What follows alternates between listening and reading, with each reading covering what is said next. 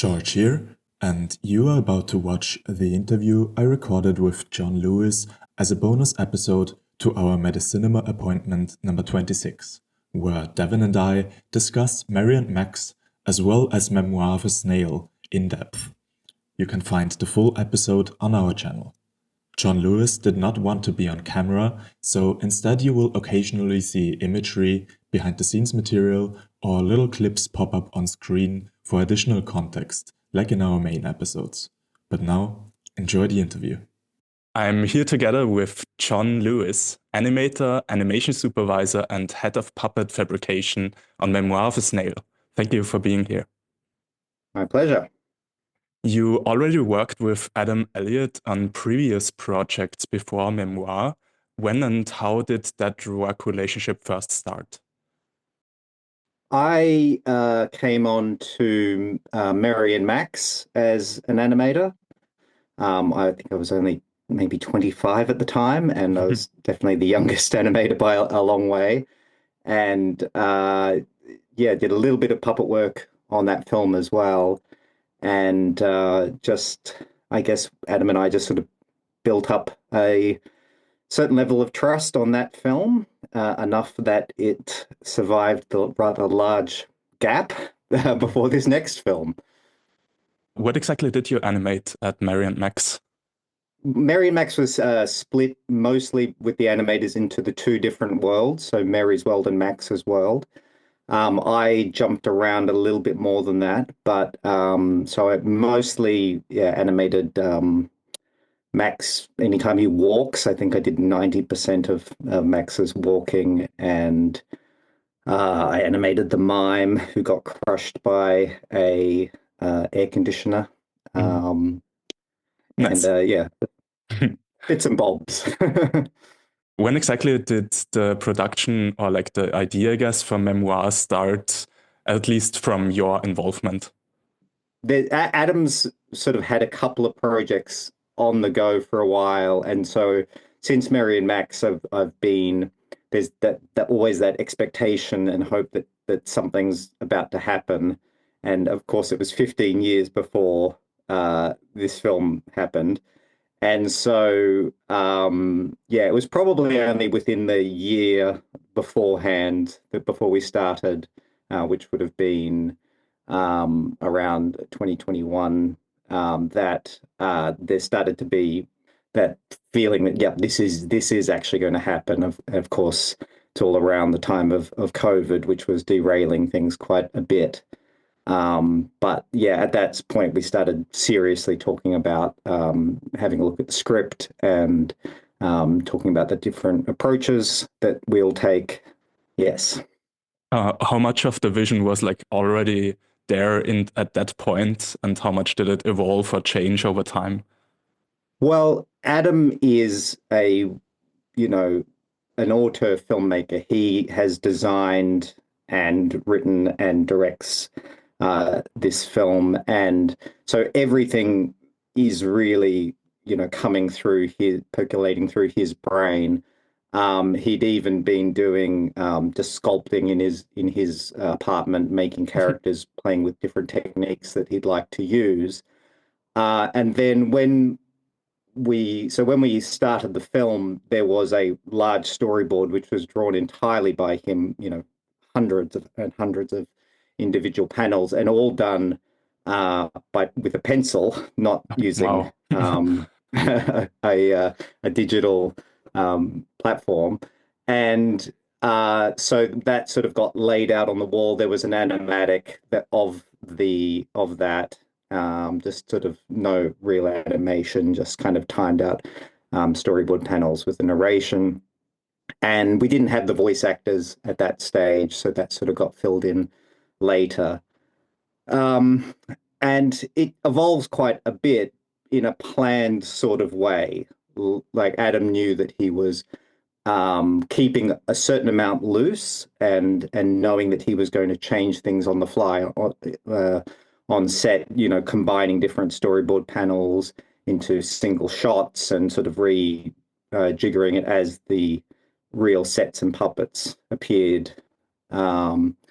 And a few story shuffles here and there whilst keeping the fundamental story the same.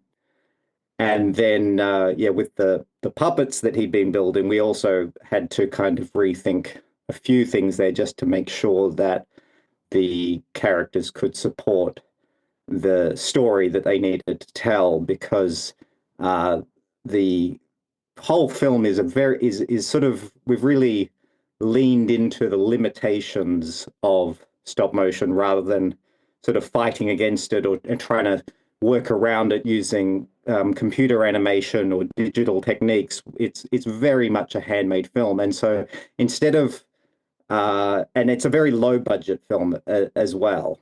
And so instead of sort of throwing up our arms and going, oh, this is too hard, we'll throw in a CG model here or there, what we did was we just limited the style more and more, partly based on budget, but also just made stylistic changes that we thought were fun in stop motion, that really kind of made the best of the medium and made sure that you knew that you were watching a handmade film. We really wanted the fingerprints and asymmetry and everything to really sort of come across on screen, and not try to make things in a way that's so clean that you're forever having to meet that cleanliness throughout the entire production. So by going a little bit gritty and leaning into it, it allows us to it's sort of more forgiving for the whole production. And every time you do something really, really clean and well, it means that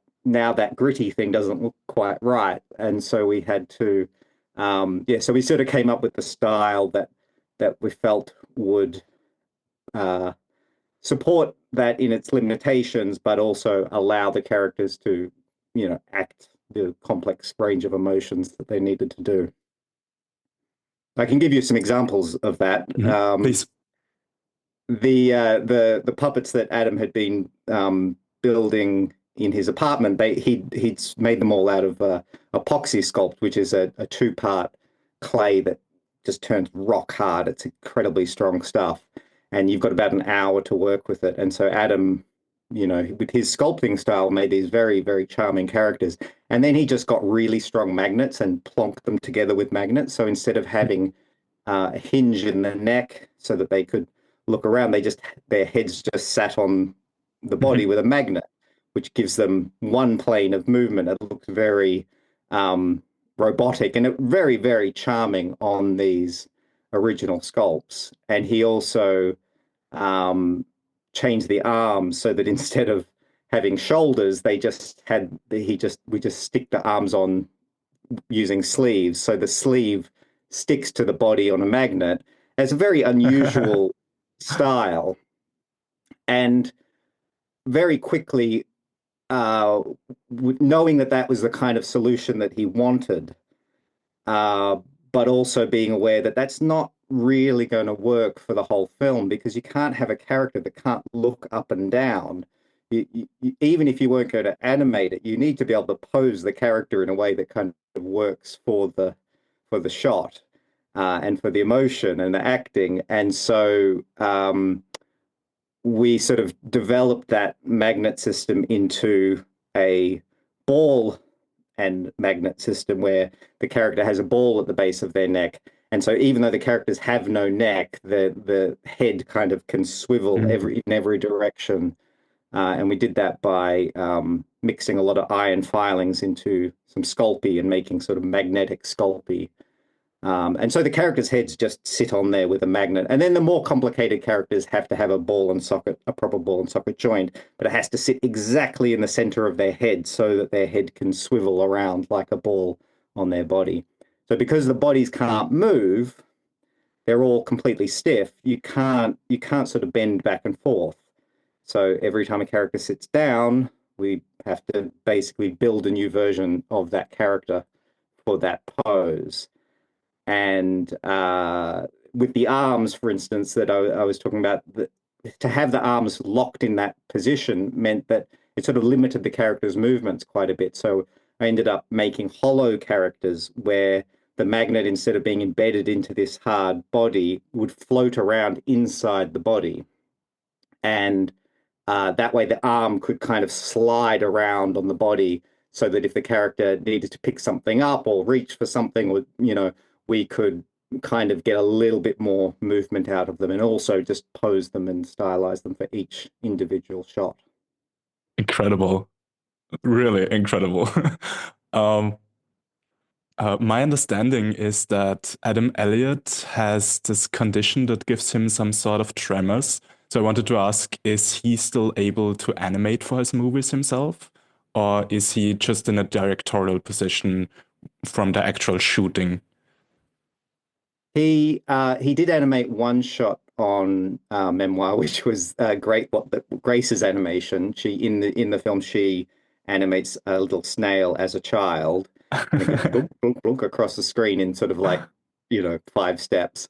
And he did that 10 times, trying to get the right kind of janky animation. So even his animation wasn't janky enough for his own taste. He probably could animate if he wanted to. I think he just prefers not to. I think he likes to focus on other parts of the story, particularly. I mean, he has a certain number of rules and prescriptions that we all take on as animators to try to get things into his style. And even though he's a very minimalistic animator, and his films are very, they don't have a lot of animation in them, it's not easy to get that particular style, those particular rules. And it's little things like, the position of the pupils, and the little white dot on the pupil always has to be on the right angle, and the eyelids have to kind of meet in certain ways. And it all sort of comes together to create an Adam Elliott feel. And if you get any of those things wrong, it doesn't particularly matter in any one moment, but like it slowly sort of unravels, and the gestalt of the film and the feel of the film is all based on his style. How exactly do you approach a color palette that is so muted and yet still like give it some warmth? Because the movie does still feel very warm. Well, I think Adam would have loved to make the film in black and white. It really suits his style, but it's very hard convincing distributors and funders that this is going to work, that people want to see a black and white film. So he knew early on that we had to have color, even like Mary and Max, where we had a black and white part of the world with just a bit of spot color. He knew that he was, that this was going to be a more colorful world. And so what he did was take a very limited range of colors. We sort of had like a chart of maybe 12 colors that he sort of felt went together well. And I guess it's probably more challenging on the puppets themselves, trying to translate his style into color, because he doesn't want to create a sort of cartoony Aardman like feel, and yet we did need to sort of deal with skin tones and things. So usually Adam would just paint everything black and then dry brush over the top of it, and it would really exaggerate all the nooks and crannies and fingerprints. And in this case, when we tried to do that, it wasn't really working in color. So we had to use more subtle layering and sort of, bring the color up from warmer undercoats and things. And then, once we have that, a limited color palette is a really good starting point to create the look of the film. You don't want to just throw every color in there, because that just sort of it's much more challenging. Actually, it's easier to have less colors. But Adam also has just a hatred of certain colors, and so the reason the film is the color that it is because those are the colors that don't trigger his emotions. Oh wow! I don't know if he's synesthesic or what, but he hates blue, he hates green, and so it's hard to make a world without blue and green. And when you take away those colors, this is sort of what you're left with. But the lighting and cinematography and everything also goes a long way to sort of creating that warmth and feel. Incredible. I wouldn't have expected him to just hate certain colors. Well, if you have a look at Mary and Max, there's also It, definitely no blue. yeah, it I makes think sense no green now. as well in that. Yeah. Yeah. um, you animated yourself as well on this movie. What sort of scenes did you animate in particular? Yeah, I as well as sort of well, I started making all the puppets, and then at a certain point, it was like, okay, it's time to now move into animation. And as the animator started, I was acting as animation supervisor, so I was briefing on every shot, and sort of everything that needs to be animated sort of flows through me in terms of, well, how are we going to do this? And so as I'm supporting all the animators and each set, they I also came to the point where it's like, okay, and you're also, you have to do your share of animation the same as every other animator. So I would very rarely get more than a frame or two done before I was called away to another stage to consult on something. So it was an interesting juggling act, which I really quite enjoyed. Um, and at different times, I was animating on multiple stages at once as well, because Adam had sort of said, "Oh, I kind of want you to do this one and this one," and so we put the stages next to each other. So I just sort of bounced back and forth. So I animated most of Grace sitting on the bench narrating the film, partly because there was just so much lip sync, and I've got a certain amount of experience with claymation lip sync. Been working on a TV series called Kiri and Lou for 5 years before this film started. So that's, yeah, quite a lot of just pushing clay around. And I animated Pinky's death scene that starts the film, and Pinky and Grace out the front of the library where Grace first meets Pinky. And that was probably my favorite shot to animate. And yeah, and just all of the animators really had to jump around quite a bit. Ideally, we'd have one animator just do one sequence, but it just practically almost never works that way because of the animator's availability or the puppet's availability or the set's availability.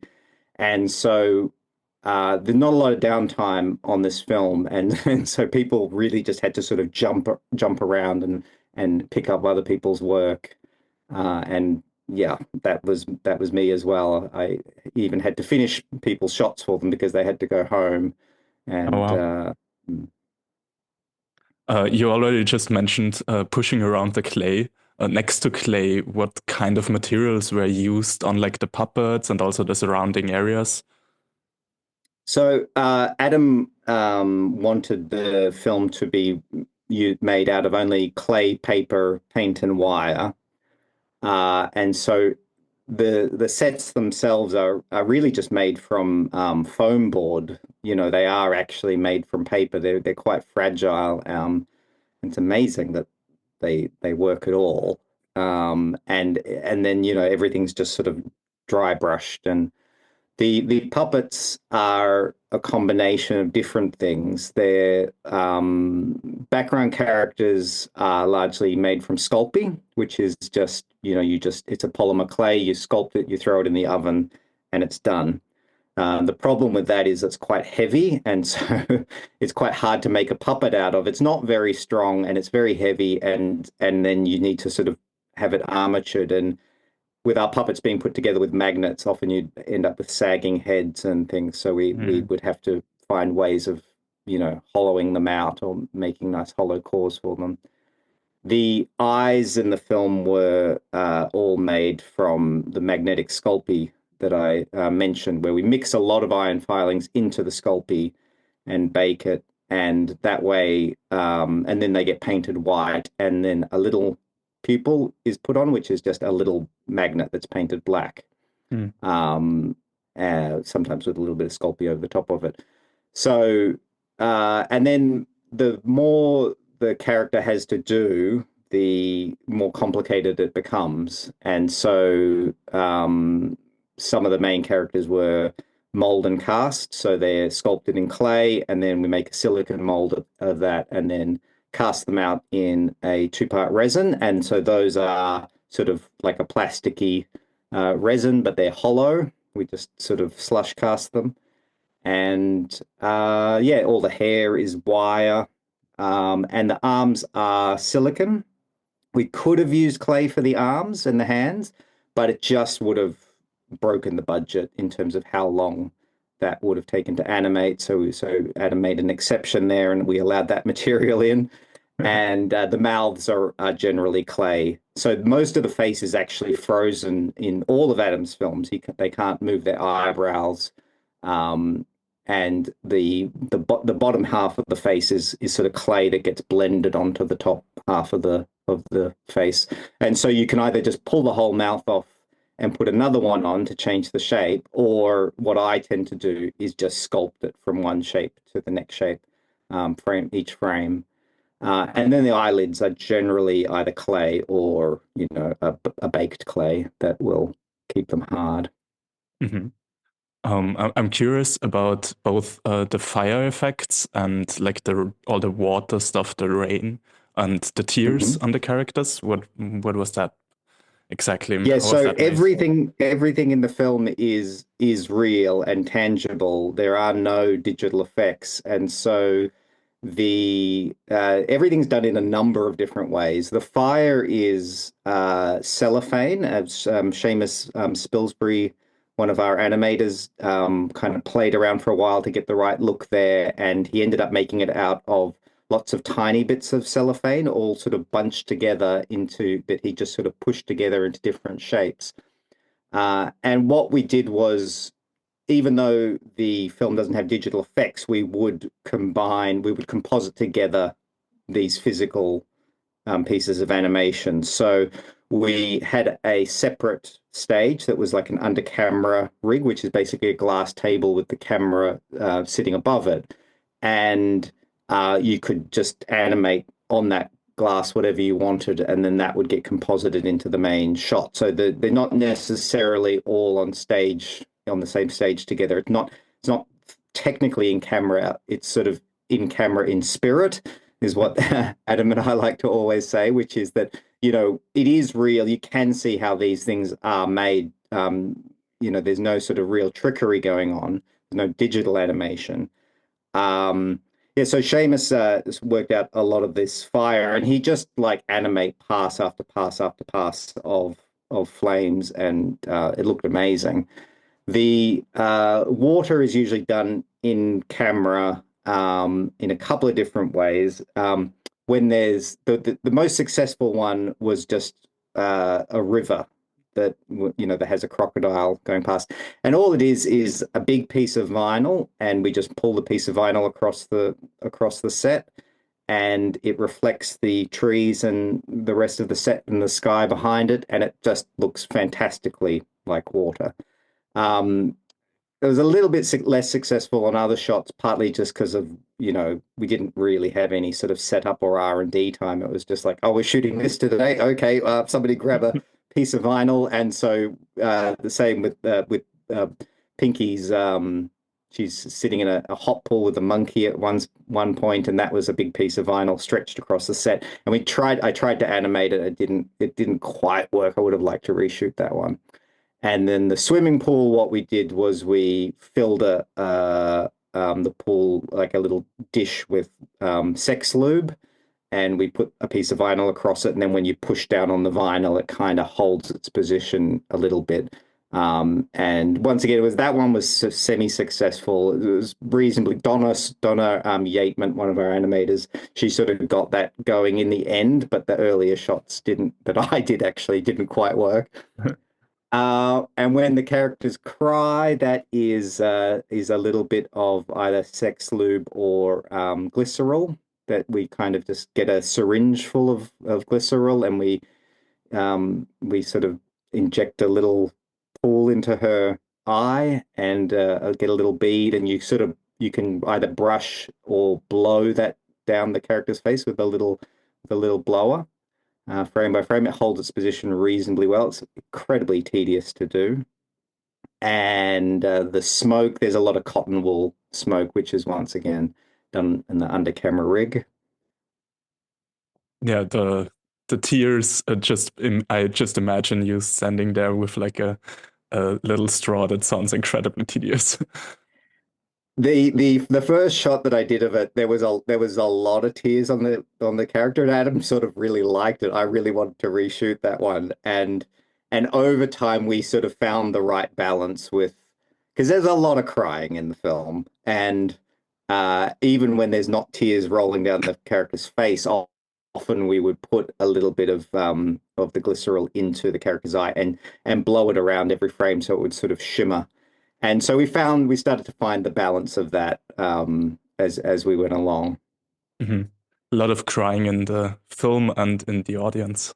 The film celebrated its world premiere at the Great Annecy Film Festival in France. Did you, by any chance, fly over and experience that premiere? I wasn't able to. It's quite a expensive flight from New Zealand to Annecy. So yeah, I did regret not going in the end. Yeah, quite a few of the crew members did make it over.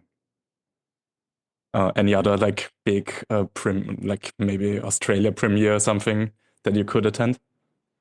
No, I went to the cast and crew screening and the Melbourne International Film Festival screening, which was the Australian premiere. And apart from that, the film, Adam sort of has to chase the film around the world while I sit here and play with clay.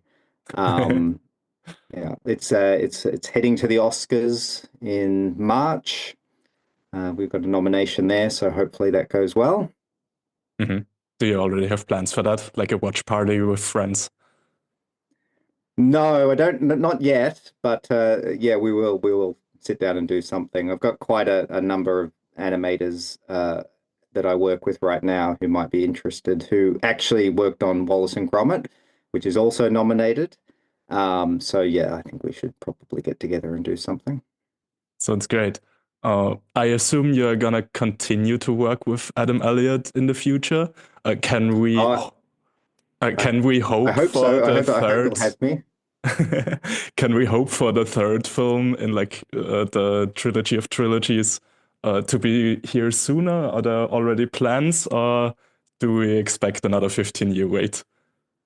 I think that, especially in light of the Oscar nomination, it should be a lot easier to get the next one up and running. I know that he has started writing it.